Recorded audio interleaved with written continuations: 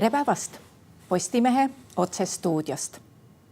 Kaks kõige olulisemat küsimust Eesti poliitikas on praegu, et mis saab presidendivalimistest ja kuidas saab hakkama vähemusvalitsus. Meil on stuudios peaminister Kristen Michal. Tere päevast. Tere päevast. No täna hommikul Ülle Madise teatas ametlikult kandideerimisest presidendiks ja tal algasid ka kohtumised erinevate erakondadega. Kuidas se hindate, kui tugevad šansid Ülle Madisel siiski on saada valituks juba Riigikogus? No ma arvan, et need šansid on olemas, aga loomulikult ütleme nagu põhiseaduse loomisel ja see polegi nii ammu, eks, et see presidendivalimiste kord näeb ette seda, et kõigepealt on Riigikogu ülesanne see kokkulepe saavutada, aga kuna see künnis on asetatud Eestis päris kõrgele, sisuliselt ju 70% Riigikogust, 68 häält 101-st, siis võib see tähendada seda, et pärast seda, kui Riigikogus kokkuleppele ei saada, läheb see valijameeste kogusse ja on juhtunud samamoodi, et mäletan, minagi istusin ju Estonia saalis, kui valijamehed püüdsid valida presidenti, tollar vist lõppvoolus olid Siim Kallas ja Allar Jõks ja mõlemad kindlasti oleks head presidendid olnud. Mina ütlesin Siimule pöialt, aga Allar on ka tore mees, kahtluseta ja kindlasti oleks vääriks president olnud.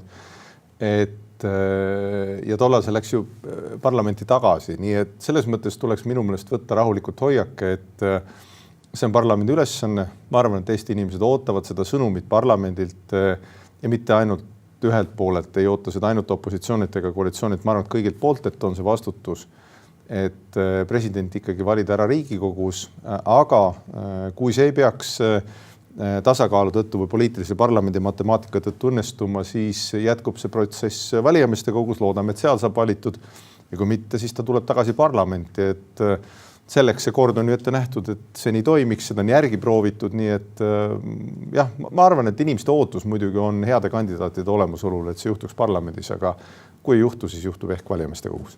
Kui läheb valijameeste kätte, kui tugevalt Reformierakond ennast siis tunneb? No Riigikogus me täpselt teame palju on Reformierakonnal hääli, aga mis juhtub valijameeste kogus? Ma arvan, et vist suuremad väljaanded on teinud neid analüüse, et ma loodan, ma nüüd ei eksi. Siin vahepeal suviga olnud ühte-teist olen ära unustanud, aga minu meelest me vist oleme ikka endiselt kõige suuremad nii parlamendis kui valijameeste kogus. Aga see suurus üksi ei tähenda ju väga midagi. Et ma arvan, et loeb see, kas on väärikas kandidaat, kellel on rahva toetus, sest selle järgi tegelikult, ma arvan, valijamehed kujundavad oma hoiaku, sest kui mõelda presidendi valimiste peale, siis üks suur müsteerium ühiskondlikus elus ja poliitikas alati on salajased isikuvalimised.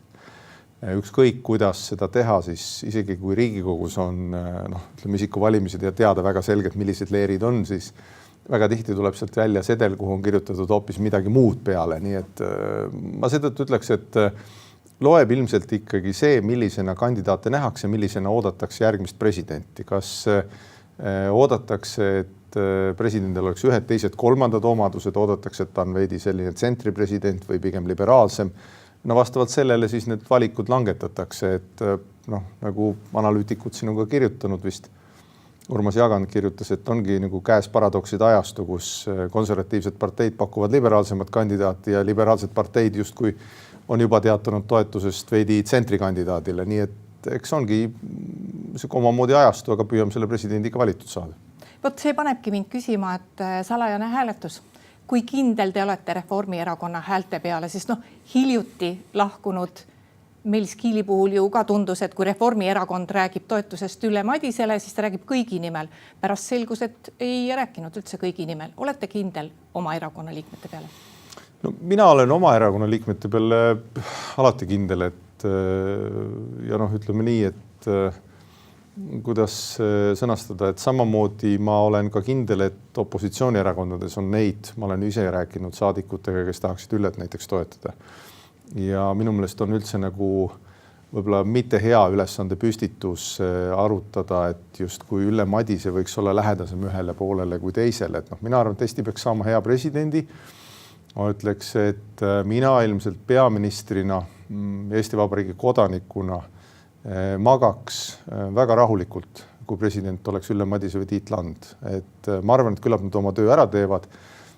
Nad on tugeva selgrooga inimesed, kes ei ole kuidagi liiga järeleandlikud olulistes küsimustes, ma loodan. Ma ise arvan, et Ülle Madise just eeskätt on teeninud oma toetuse ära sellega ja miks ta on ka nagu favoriit olnud, eks ju, et on ära teeninud selle toetuse rahva poolt, et ta on ikkagi läbi erinevate valitsuste ja valitsemisperioodide olnud ikkagi üsna tugevalt põhiõiguste eest väljas ja olnud ka kriitiline valitsuse suhtes, kartmata õiguskantslerina seda positsiooni võtta.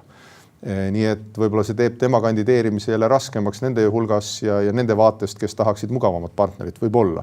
Aga ma arvan, et Tiit Land on kindlasti ka selgrooga inimene ja tunnistan, et energeetika valdkonnast, ka sellisest nii-öelda innovatsiooni valdkonnast mulle jälle meeldivad tema seisukohad sellest, et ta seisab uute tehnoloogiate eest, rohepöörde eest, võrdsete õiguste eest.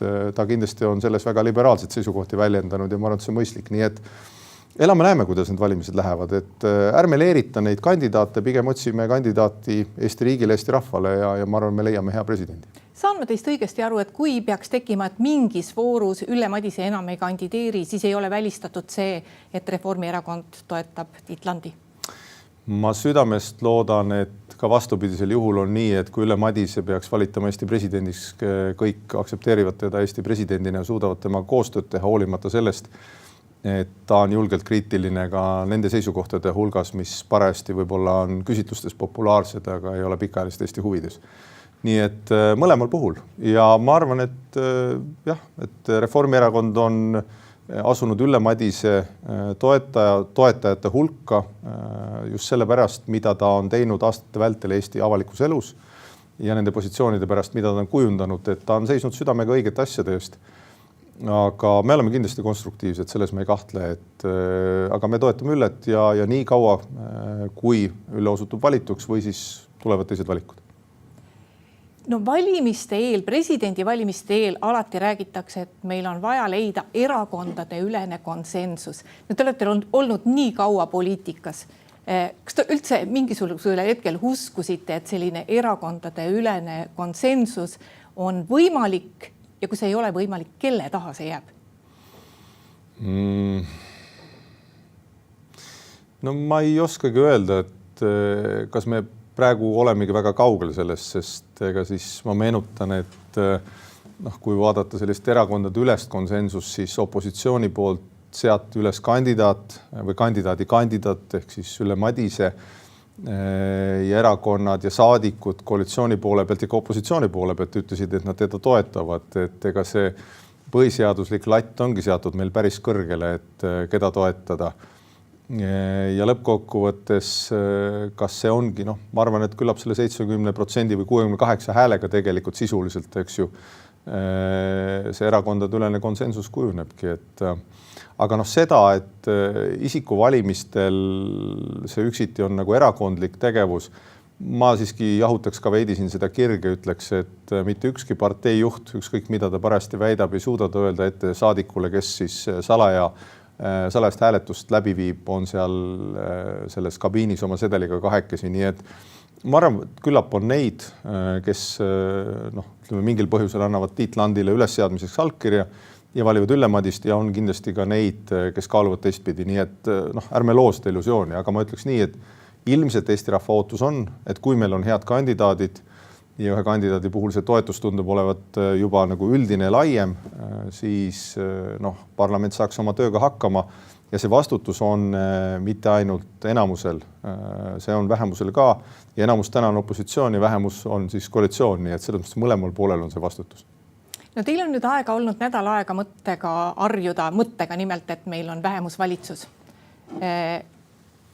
Ma saan aru, et te ei kavatse tagasi astuda ja valitsus ei kavatse laiali minna, aga siiski, kui raske see on? Aga valitsuse juhtimine ja valitsustöö tegemine ei ole kunagi lihtne. Et alati on neid, kes on tagantjärgi targemad, on neid, kes teavad kõike kõige paremini ja ütleme, kes oskavad jagada soovitusi, aga sisuliselt me oleme ju ma arvan, umbes aasta juba töötanud sellisel viisil, nagu me oleksime vähemusvalitsus, mitte sellepärast, et me pelgaks, et me oleks vähemusvalitsus, et sellepärast, et eelnõudele, erinevatele olulistele otsustele küsida ka avalikkuse tuge ja saadikute tuge. Ja noh, kui ma nagu vaatan numbreid, siis ütleme nii, et võrreldes ikkagi varasemate aastatega viimase poole aasta või 3 aasta jooksul me oleme peaaegu 2 korda rohkem eelnõusid saatnud parlamenti. Parlament on väga palju eelnõusid vastu võtnud, et me oleme ikkagi töötempot pigem tõstnud, mitte alla lasknud. Ja suure hulga erinevaid selliseid olulisi reforme, mis puudutavad majanduskeskkonna parandamist, planeerimise lihtsustamist, ehitamise lihtsustamist, bürokraatia vähendamist, väga palju muid asju oleme saanud ka õnneks tehtud.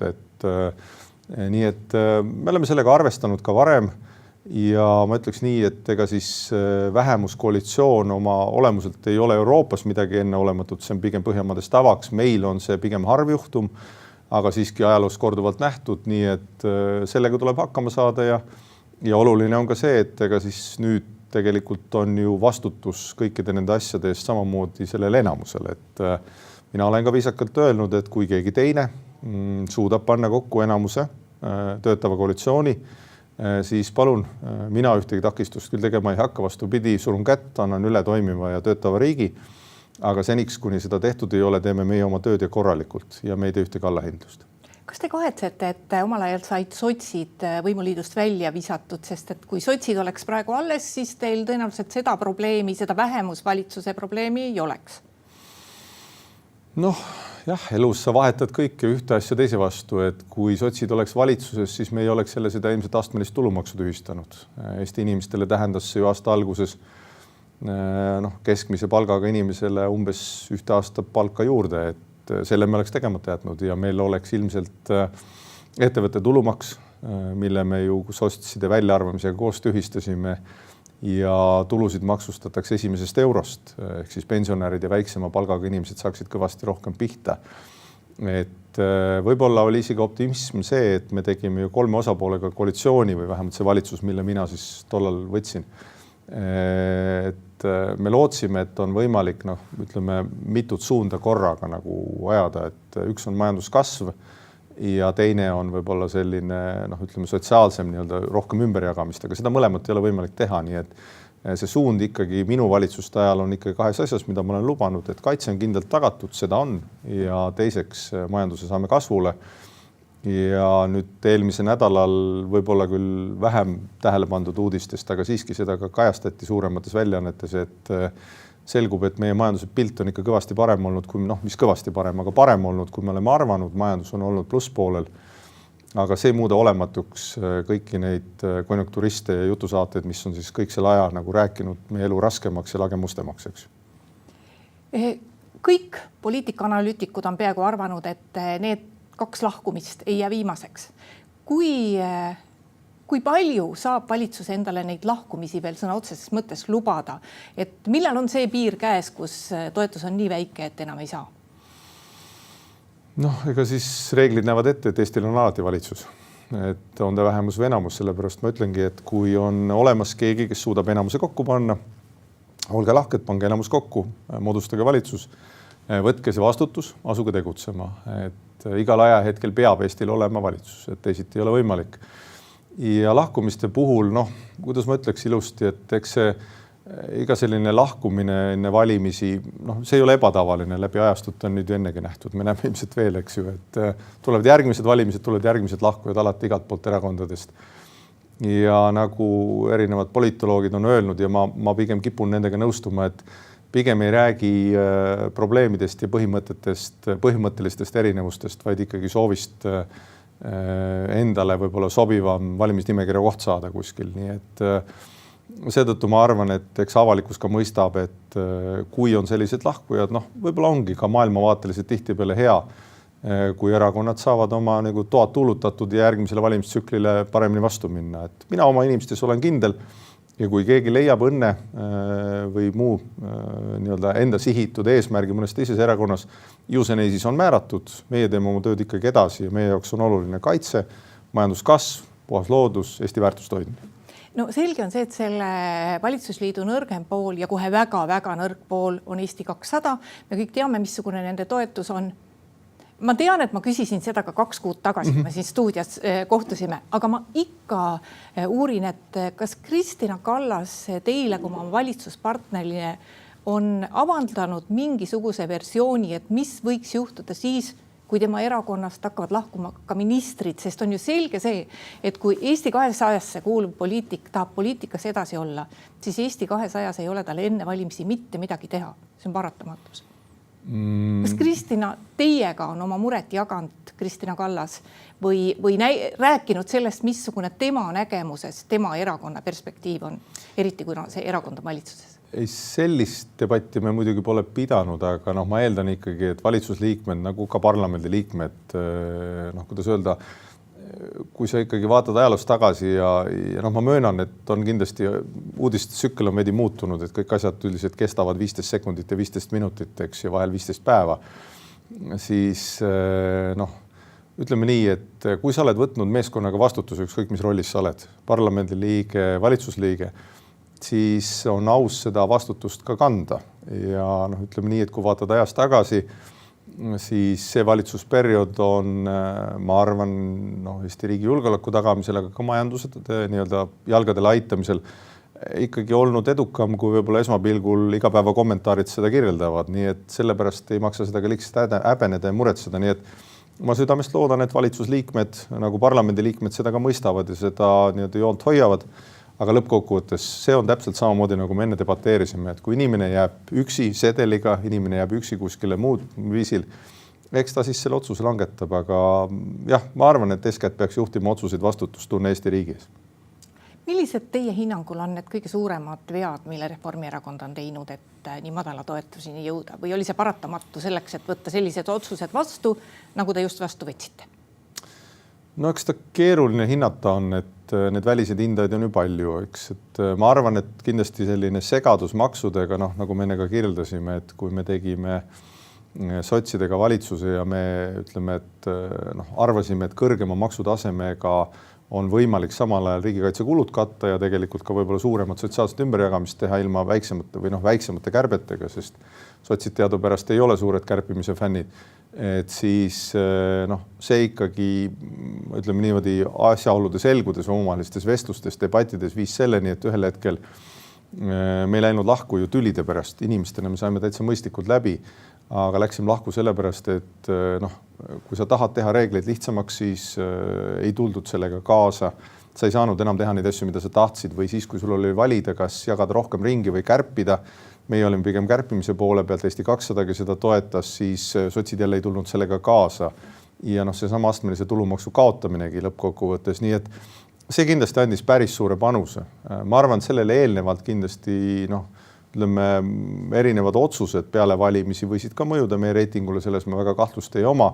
Ja mõneti on ka nagu loogiline, et kui sa tuled väga suurte ootustega, see pendel läheb ühele poole, küll ta ka teisele poole läheb, et läbi ajaloo me mäletame ju, et poliitikas, kui on midagi väga kiiresti üles läinud, siis ta tuleb ka ühel hetkel allapoole ja nii edasi. Et küsimus on, kas sa saad jalad alla, kas sa suudad selgelt nii-öelda plaani teha ka tulevikuks ja minna sealt edasi. Nii et eks ma arvan, Reformierakonna jaoks see ongi praegu selline aeg, kus tuleb ennast kokku võtta.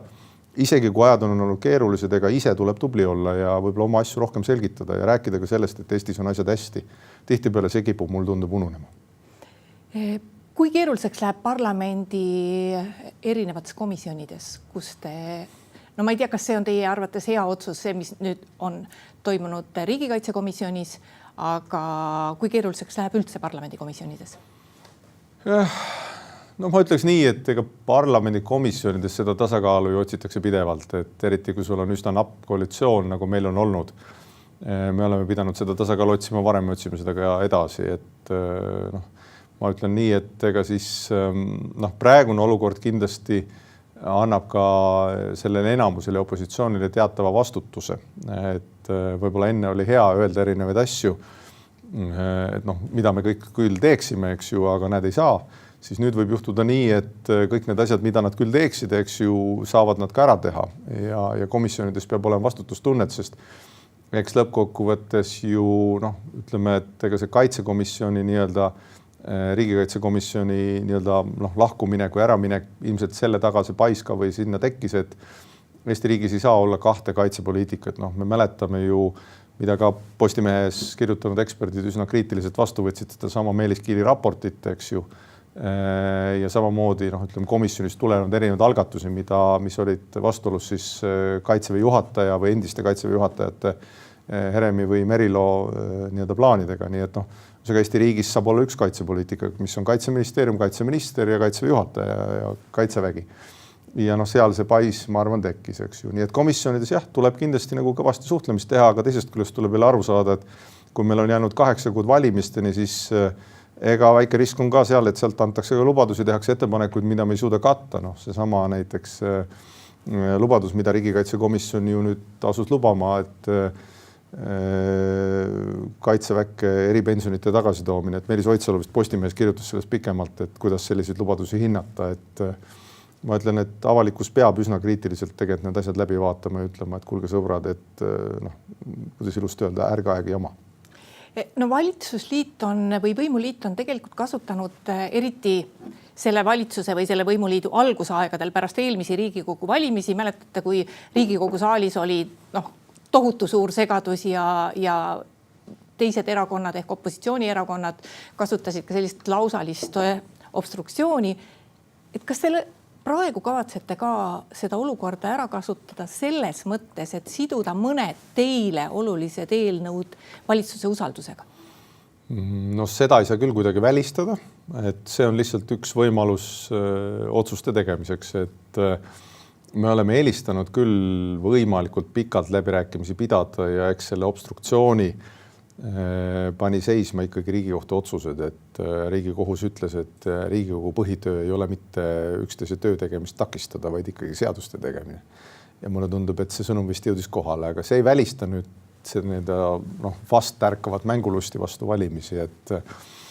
Aga ma küll arvan, et kui keegi selle mängulustiga liigselt kaasa läheb, siis teeb ta suure vea, sest Eesti rahvas kindlasti ei oota sellist mänge üksteisega, vaid ta tegelikult ootab reaalseid ettepanekuid, reaalseid otsuseid ja võib-olla ka koostööd erinevate otsuste tegemisel. Järgmise aasta riigieelarve kokkupanemine on praegu, ma eeldan, täies hoos. Mis selle 2027. aasta riigieelarve juures teie hinnangul kõige suurem väljakutse on või mis kõige keerulisem on? Milline kokkulepe on kõige keerulisem saavutada? Seda ette öelda on päris keeruline, et ma arvan, et eelarve puhul on alati see sama küsimus, et see mingisugune kuskil Gruusia toostis umbes, et tore oleks, kui võimalused ja soovid kokku langeks, et tihtipeale see eelarve tegemisel ka nii on, et ma olen päris paljude eelarvete tegemise juures olnud ja alati on nii, et ütleme, et enne sellele eelarvele eelnevad väga sellised tihti avaldused, kus öeldakse erinevaid asju, mida on hädasti vaja ja tihtipeale need vajadused on suuremad kui maksumaksja võimalused või eelarve võimalused. Et meil tuleb meeles pidada, et me oleme pidevalt ju kahe surve vahel riigina. Et ühest küljest kõik tahaksid rohkem kulutada ja keegi ei ole ju sellele vastu, et sa ehitad rohkem hooneid, taristut, maanteid. Ja teisest küljest sa tahad jälle, inimesed tahavad, et ka eelarve püsiks raamides. Ja kui ma nüüd vaatan ajast tagasi, siis 24. aastal me suutsime eelarvest või eelarve nii-öelda plaanitust oluliselt konservatiivsemalt toimetada, et defitsiit oli umbkaudu veidi alla 3% ja me jäime sinna umbes 1,% peale ja 25. aastal samamoodi, et 3% ja jäime 2%. See tähendab inimkeeli, et umbes 400, 600, 800 miljonit suutsime säästlikumalt toimetada ja mulle tundub, et ehk suudame sellelgi aastal, eks ju, et need ongi need mõlemad surved, et ühest küljest tahetakse, et sa toimetaks säästlikumalt, hoiaksid raha kokku, ei kulutaks liiga palju, ja teisest küljest kõik tahaksid jälle, et seda raha nagu rohkem jagatakse ja eriti valdkonnad. Nii et see on eelarve puhul alati keeruline läbirääkimine, eks seda esiteks ja ma arvan, et eks prioriteetvaldkonnad on muidugi üsna loogilised. Kaitse kindlasti on esimene, et me oleme lubanud vähemalt 5% kaitsekulutusteks. See on üks olulisemaid otsuseid, mis me, ma arvan, oleme selle valitsusliiduna teinud ja see oli esimeste otsuste hulgas vist pärast seda, kui sotsiaaldemokraadid ka välja läksid, aga ma ei usu, nemadki sellele vastu oleks olnud. Nii et 5% kaitsele kindlasti, samamoodi ilmselt tuleb valida haridusse lisaraha ja küsimus on kuidas, sellepärast et et meil on nüüd minemas rohkem lapsi kõrgharidusse, see kindlasti on suur küsimus. See vajab rahastamist ja ütleme, minu isiklik positsioon on küll, et pigem siis anda see raha haridusse, kui valada betooni, aga millisesse betooni me siis valamata jätame, eks ju, see kindlasti saab olema debatt. Ja siis on küsimus paljude muude teenustega, et kust me saame kokku tõmmata, sest ma siiski meenutan, et me oleme 3 aasta peale leppinud kokku -10% kärpeid, seda täidetakse ja Kaja Kallase valitsustest alates umbes 1,5 miljardit oleme ikkagi neid unistusi või kõike muud koomale tõmmanud, nii et me oleme elanud kogu selle aja sellel teadmisel ja selles režiimis, et me peame eelarvereeglite sisse mahtuma ja peame säästlikult toimetama. Ja me oleme mahtunud. Ma siiski ütlen, et Eesti on fiskaalselt, ma saan aru, et on moes ennast võib-olla halvemaks rääkida, aga me siiski oleme väga väikse laenukoormusega riik. Meie eelarve puudujääk on kenasti raamides iga aasta väiksem olnud, tuleb ehk ka sellel aastal väiksem. Ja kindlasti ka tulevikus me vähendame eelarve kulutusi, et just seda defitsiiti väiksemaks suruda. No ilmselt olete te huvitatud, et eelarve vastu võetakse ja teil on vaja fraktsioonitute saadikute hääli ka. Mida te olete valmis neile andma? Sest selge on see, et nad niisama oma toetust teile ei anna. Mis on see? Ma ei tea, võib-olla on juba küsitud midagi. Ei ole küsitud, aga ma küll ütleks nii, et selliseid ettepanekuid, mis on mõistlikud, mida me teeksime, me oleme kindlasti nõus debateerima, aga pigem need ju puudutavad ikkagi suuri valdkondi, et kaitse, haridus, taristuehitus, erinevad valdkonnad, et seda me kindlasti tegema ei hakka, et isegi kui selle hind on eelarve vastuvõtmise edasilükkamine, et me hakkame katuseraha taastama või kellegile jupiti jagama, et ilmselt seda meilt loota ei ole, et selle võib kohe ette ära öelda, et me teeme korraliku eelarve, sellise eelarve, mille võiks iga enamuskoalitsioon ja vähemuskoalitsioon vastu võtta. Ja lõppkokkuvõttes on siis parlamendi saadikute vastutus ja muuhulgas ka oma valijate ees märtsikuus, kuidas nad selles olukorras siis käituvad. Et kui nad ütlevad ette, et nad ei kavatse selles osaleda või mingil põhjusel otsivad põhjusi, küll inimesed sellest ka aru saavad. Praegu on meil viimastel nädalatel just üks probleem, millega tuleb tegeleda. See ei ole küll täna nii terav, aga see võib minna teravamaks on see sama rändekriis. Eesti on siiani öelnud, et ta piirikontrolli ei taasta. Ma usun, et mõneti ka seetõttu, et kui Eesti peaks Läti piiri väga korralikult valvama hakkama, siis oleks see rahaliselt ka väga suur väljaminek, sellepärast, et meil on ikkagi päris, arvestades seda, et piiri ei ületata ju mitte ainult piiripunktides, vaid metsas on meil seal loendamatuid teid, oleks see tegelikult päris suur väljakutse. Kui see hetk peaks saabuma, et kas meil on ressurssi ja kas meil on ka rahalist ressurssi arvestatud sellega, et me peame ühel hetkel sellise kuluka otsuse tegema, juhul kui see rändekriis läheks hullemaks, kui ta täna on? Ma alustan võib-olla üldpõhimõtetest, et Euroopa Liidul on ikkagi mõistlik tegeleda välispiiridega, mitte sisepiiride ehitamisega. Et väikse riigina ja eriti kui meil taasiseseisvumispäev läheneb, eks ju, me võiksime siiski pidada vaba liikumist suureks väärtuseks. Kõik need, kes nõuavad sisepiiride ehitamist oma naabrite vastu, mitte välispiiride tugevdamist, minu meelest on sügavalt eksiteed, seda esiteks. Läti puhul ja ka teiste riikide puhul me oleme saatnud, meil on ka oma üksused tegelikult piiril tõrjumas seda ebaseaduslikku rännet. Ja me aitamegi välispiiri tugevaks muuta ja selleks meil on nii raha kui ressurssi kui vaja veel. Ja see on ikkagi tulenev sellest, et Venemaa, Valgevene ehk seesama Putini klann, Putini käsilased üritavad survestada Euroopa riike sellise ebaseadusliku rändega, suruda neid rändajaid üle piiri, et panna meid surve alla ja meid omavahel killustada. Nii et minu sõnum on küll üks, teeme välispiirid tugevaks, et me ei peaks sisepiire Euroopa sees ehitama. Ja teiseks, meil on olemas erinevad ressursid sisejulgeoleku valdkonnas. Me oleme ju, ütleme nii, et viimase paari aasta jooksul pidanud rinda pistma ikkagi väga suure hulga erinevat väljakutsetega julgeolekus ja ka sisejulgeolekus. Me oleme väga hästi hakkama saanud. Eesti on üks turvalisemaid riik, et me kindlasti hoiame seda ka nii. Ja ma lõpetuseks tuleks ka selle 20. augusti juurde. Et üle 30 aasta tagasi toonased poliitikud tegid tegelikult väga julge otsuse ja tegid ka väga õige otsuse. Kui me siin saates nüüd rääkisime sellest, et sellise poliitilise koostöö kokkulepped on peaaegu et võimatud, Kas nad on seetõttu võimatud, et meil ei ole Eestis veel praegu kriitilist olukorda, et vaatamata sellele, et Euroopas käib sõda, me ikka veel ei tunne, et me oleksime ohus ja kui me oleme ohus, kas siis tänased poliitikud suudaksid kokku leppida, kui oleks vaja kõigi vahel kokku leppida? Kuidas te tunnetate? See on olemuselt väga hea küsimus, et jah, kui ma vaatasin ka just selle nii-öelda ajas tagasi, siis 35 aastaga ma just vaatasin seda, kuidas Eesti elu on muutunud ja ütleme, et meil on oodatavas elueas lisandunud sisuliselt 10 aastat 70-lt 80-le. Meie elu on läinud paremaks. Kui ma vaatan keskmist palka, siis 92-l oli 35 eurot. Kas keegi kujutab täna ette, eks ju? Kui palju on elu paremaks läinud?